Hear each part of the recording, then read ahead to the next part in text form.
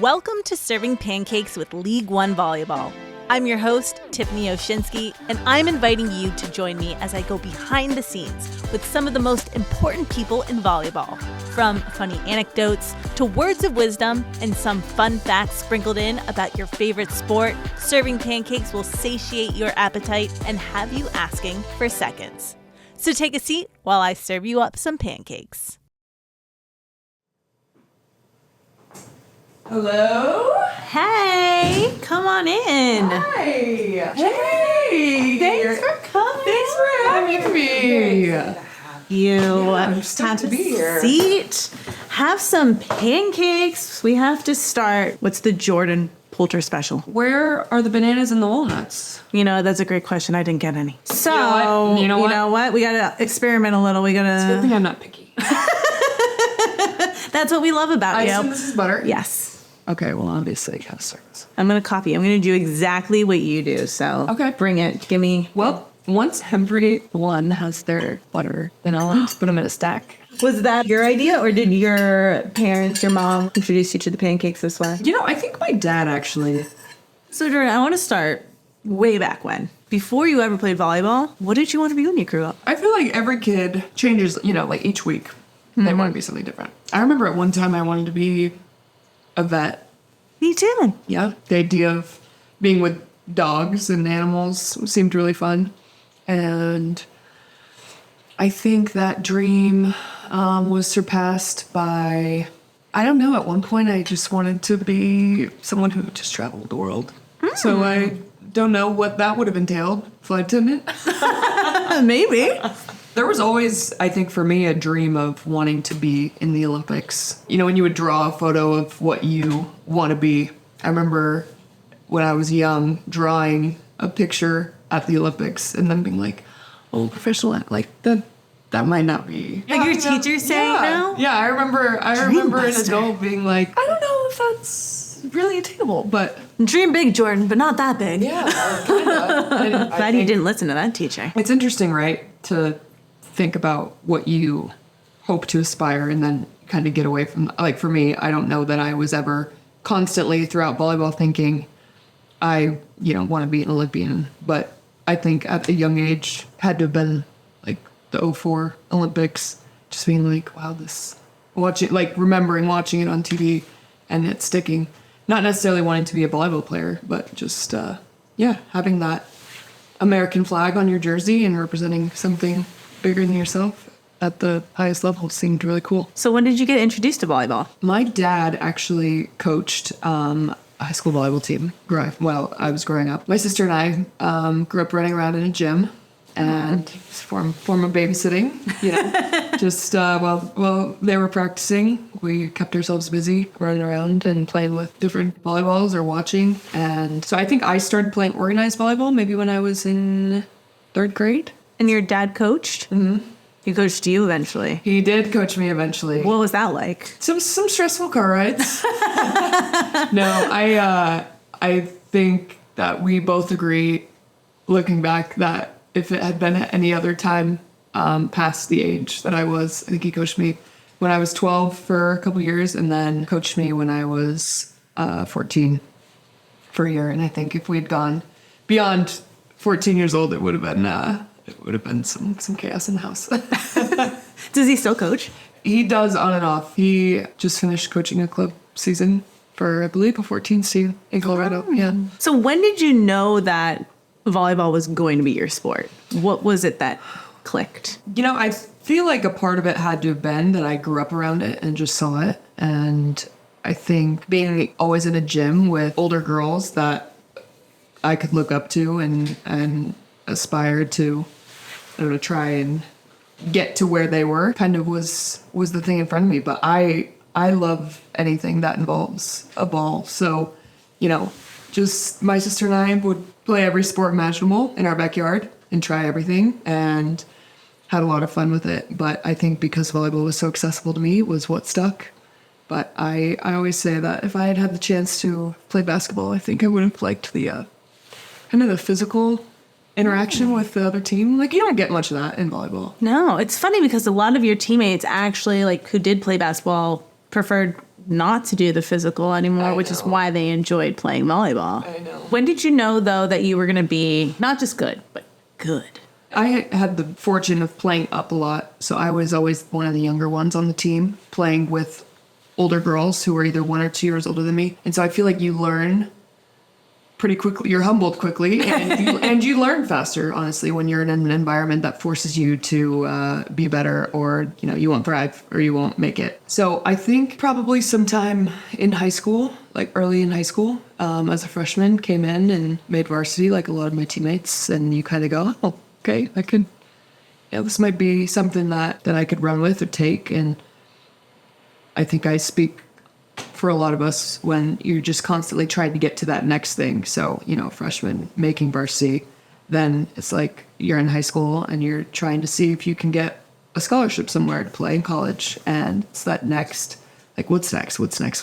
And so we have such a large pool of athletes in this country with our college system for volleyball. And I know our national team staff watches a lot and wants to make our program the best it can and bring in the best talent they think might be suitable for the future. And so when Coach calls, you answer and you come. And if he calls, they will come. Yes, exactly. So I was fortunate to get the opportunity to get my foot in the door, and I'm lucky to still be here. You were born in Illinois. I was, yeah. When did you move to Colorado? My parents moved out to Colorado when I was 2, I think. So Okay.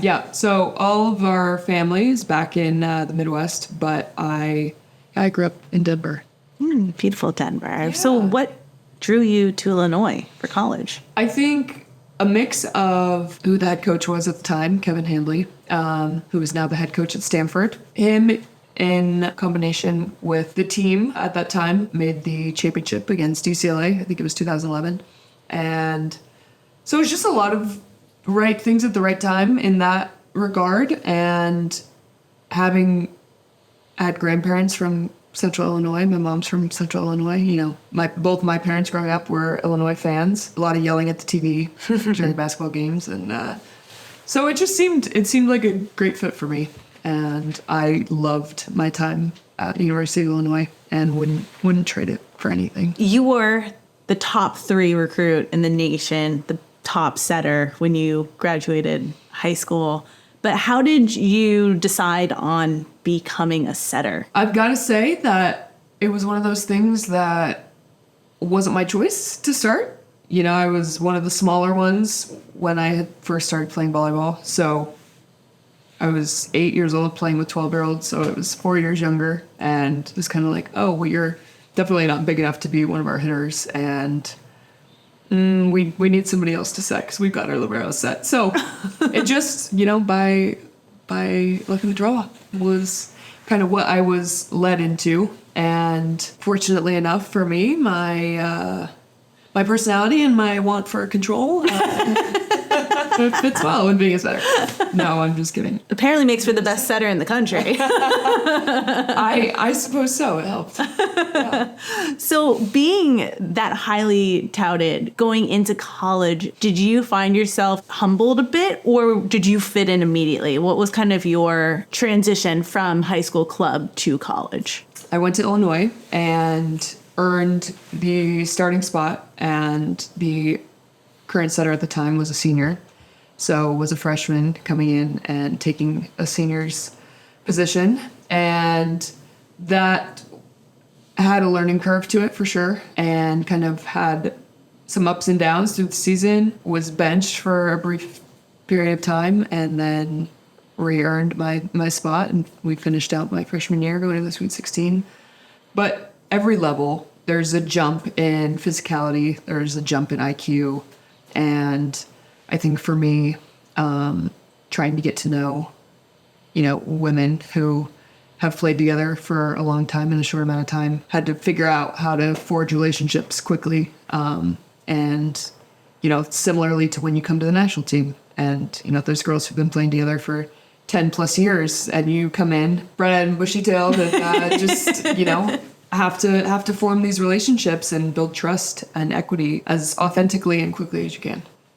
Mentally, when you're going through that, initial phase, freshman year, bench, not bench, starting, taking over senior's position.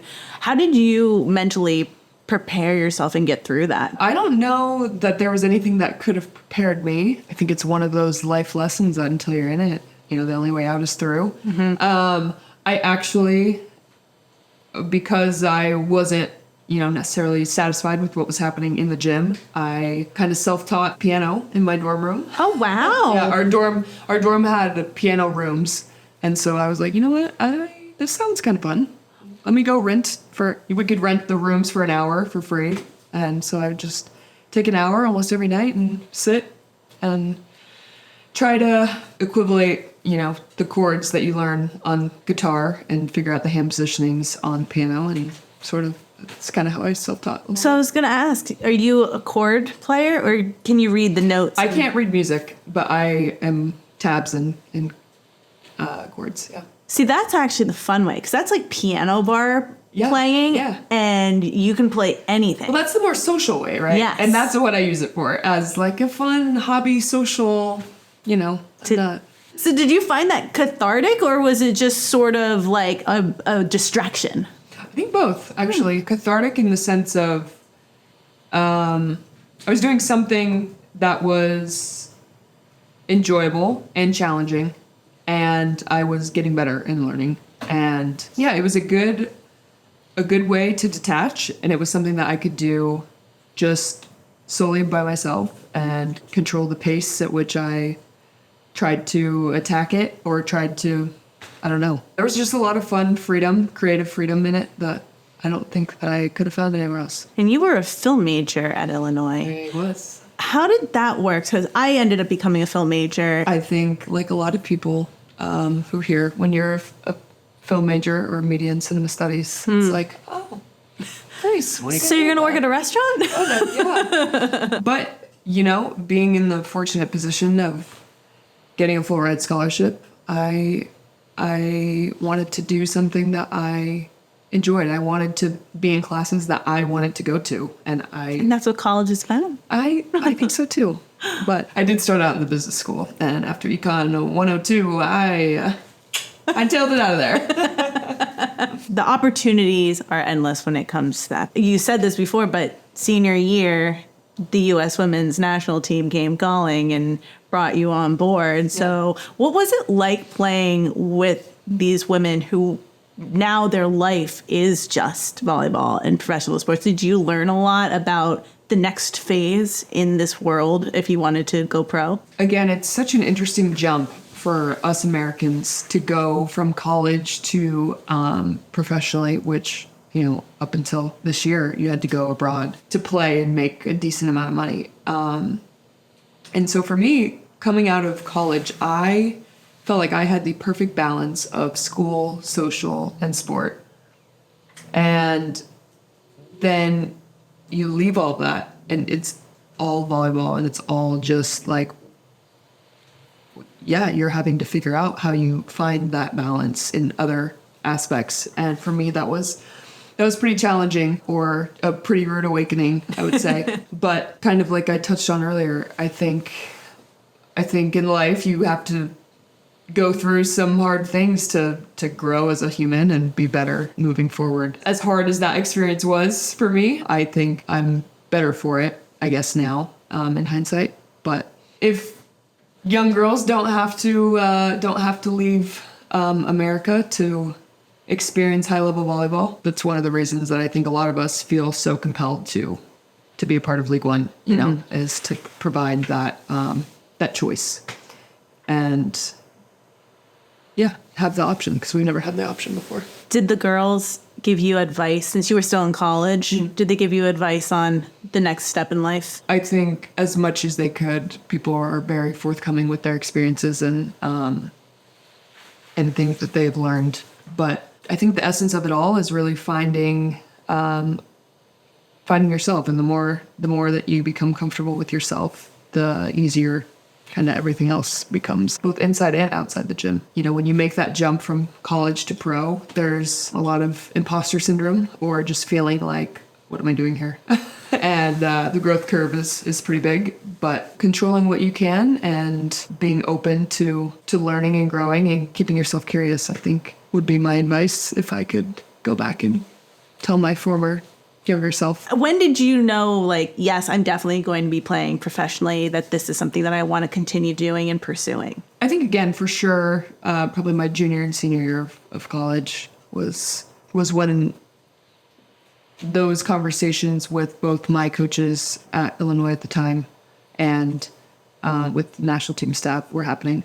Did you know where you wanted to go? So I graduated in December of 2018. So I graduated a semester early from my graduating class, and that's the middle of the overseas season. So I was not picky. I was very lucky that a team who was doing very poorly in Serie 1 of the Italian league wanted to make a change to try to save themselves from relegation, and they took a chance on a young center out of college. So I then spent the next 4 years after that playing in the Italian league, and it was a really great place to learn and to get better and to meet friends and people from all walks of life and countries that I never would have had I not gone. And I don't know, it's weird for all of us now, I think, kind of being on the other side of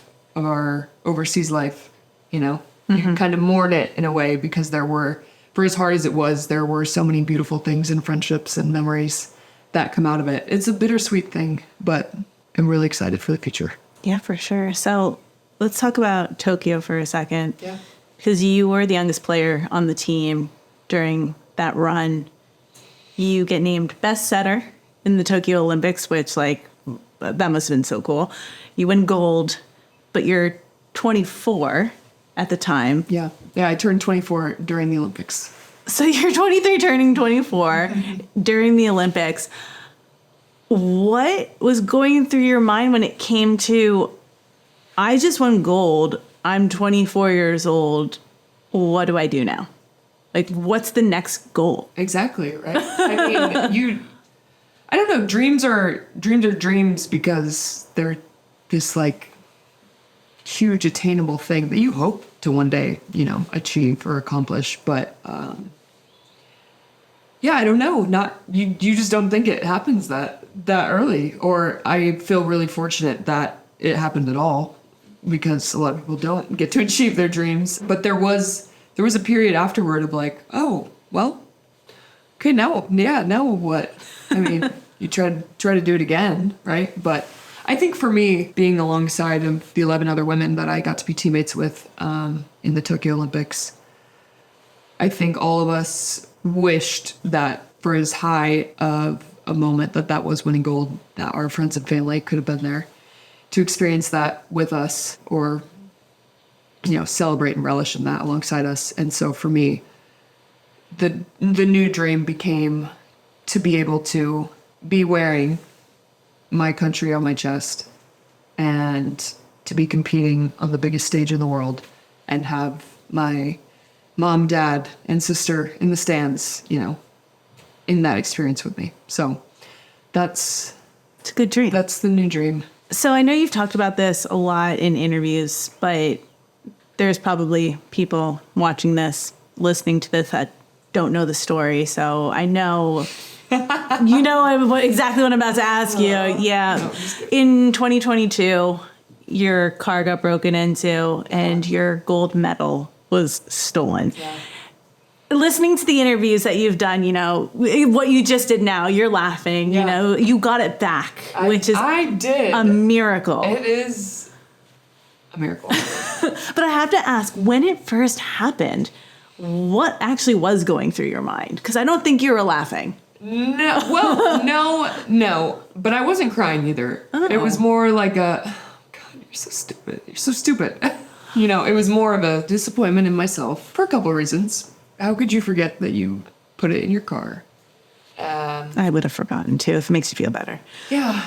Well, I try to spin it and say, yeah, I'm just not so attached to it that I think about it all the time. Again, can make light of it. Just knowing where I was living at the time and having been just negligent in understanding, maybe let's not leave your garage open and leave your car unlocked and, just things like that where it's like, oh, I should put a little more thought into this. It's a very good life lesson. It is a good life lesson. And, one of my best friends, Beth, she always told me never to leave anything valuable in my car because smash and grabs. And clearly I didn't listen to her. Sorry, Beth. I had made peace with the fact that I would probably never see it again, which to me did not take away from the actual accomplishment itself. As cool as the actual medal is, it to me doesn't mitigate the magnitude of the accomplishment. So, and then twist of fate, I got a call while we were in Canada playing. Actually, I was on my my trainer's massage table getting some work done on my calf or something, and I got a call and was told that the medal had been recovered. So glad that you have it back. Thank you. Is it in a safe spot now? It is. You don't need to tell me where. I don't want anybody else to know where it is, but I'm glad that it's now in a safe spot. Yeah. But you still take it out every so often? Oh, whoever wants to see it, I'm very happy to show anyone. I think it's so cool when people want to, want to wear it or hold it, or I feel like part of the victory is getting to share it with any other person or American who feels the same, weight of what goes behind winning one of those. So for sure. Yeah. So there's a little bit of a low, a little bit of a high, but then in December there was another low for you that year when you were playing in Italy. Yeah. I believe you used the word gnarly. You had a gnarly knee injury. So can you explain what happened? Yeah, I was playing for my professional team, Novara, over in Italy, and we were playing an away match. And I went up for a tight pass, and at the top of my jump, I thought that the opposing middle blocker kicked my knee and felt my knee hyperextend backwards. And was told that that was my ACL at the top of the jump, just popping. And then on the way down, everything else kind of gave. So yeah, did my ACL, MCL, PCL, and meniscus, and then had some other stuff in there too. It was really difficult to get home from Italy to America with all that going on. I can imagine. So what was it like though, suffering an injury like this, obviously season ending? Yeah. And being away from your support system. I feel like the shock value of just trying to understand what the next thing that I have control over to do kind of kicked in for me. And it was okay, the next thing that I can do is try to get a flight in the next couple days and head home and get this checked out by our doctors with Team USA and see what's going on and, get a second opinion and hopefully get on the path to surgery. So that was kind of where my mind went. It wasn't so much wishing that my parents were there with me or anything. My mom actually offered to come out, and I was like, I'm just sitting around. You're going to be of no help to me. Or it's not worth your time to come all the way out here. I'll be home. I'll be fine. But I know how hard I think it was for them on the flip side, being so far and not being able to help or true child. And so I think especially for my mom. Then you're back in the States, you're rehabbing, you're trying to recover, but all of your teammates are abroad. Mm-hmm. So what was that like? It was lonely, to put it bluntly. I feel like I had mentally prepped so much for what was ahead in terms of what I physically had to go through, the milestones that I had to hit, and the plan was very clear in that regard. So for a long time, I was people have been telling me that this is going to get mentally really difficult. And I, for, 10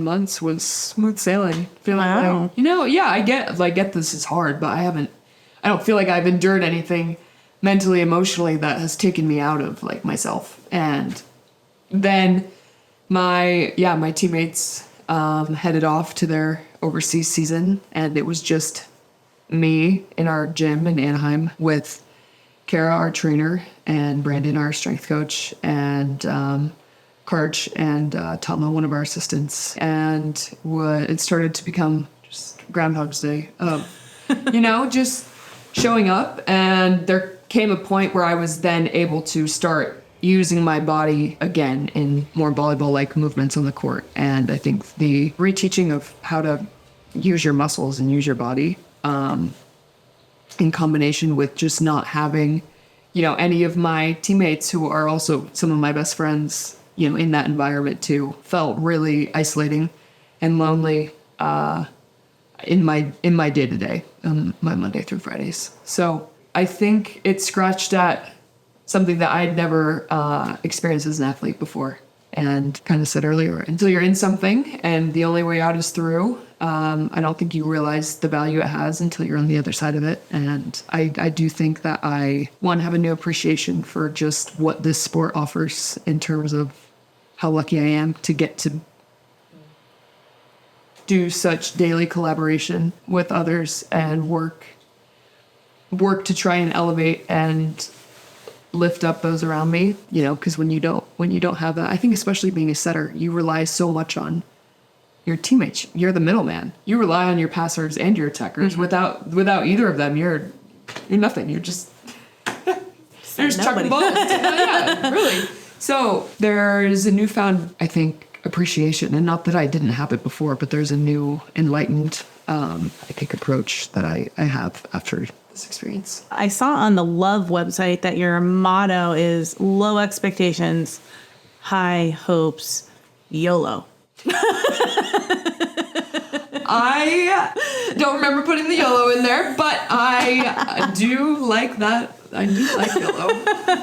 I only live once. I think expectations is, the thief of a lot of joy and a lot of potential happiness. So what brings you joy? What off the court makes you happy and joyful and makes you smile? A lot of things. I think my friends and loved ones, for sure, bring me a lot of joy. I would say my hobbies bring me good, pure joy where there's no end goal. It's just a fun thing to pass some time. And I think hobbies are cool because you are constantly improving and getting better. Hobbies like what? I play the guitar a little bit and piano. The piano a bit, and I enjoy longboarding. These are my main ones, but I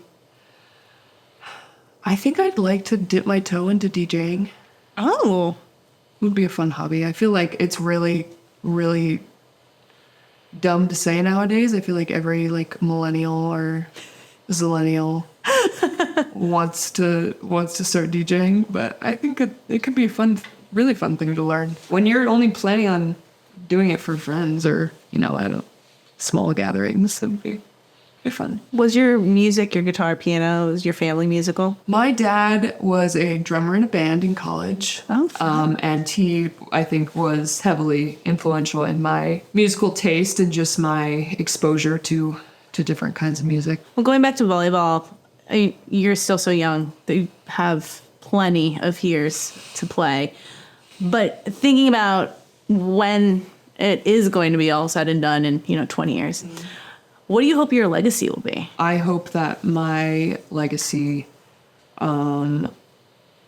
alongside, honestly, not just me personally, but the other women who have chosen to be a part of this league, I hope that our legacy is that we created the path for the opportunity to the next major professional sports league in America.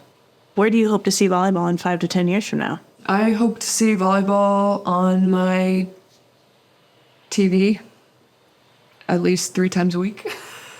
Love it. I hope to be able to turn my TV on to any major network and be able to see volleyball. I love it. Yeah. Well, Jordyn, thank you so much. And now I have to say, I got you pancakes. Yeah. So I was wondering if you could do something for me. And that's play a little guitar for me. We got one. Hey, I'll play guitar only if you sing. Oh, I will sing. Let's do it. I'm going to bring it up. Okay. You know someone who called this a capo, and I was like, it's so bougie. That a capo? I've never heard that before. Oh, sorry. No, you're good. Do you like to sing? No, but you're gonna sing in your Britney voice? Do you want me to? Yeah, I can try. There, let's start strumming here. This is a story about a girl named Lucky.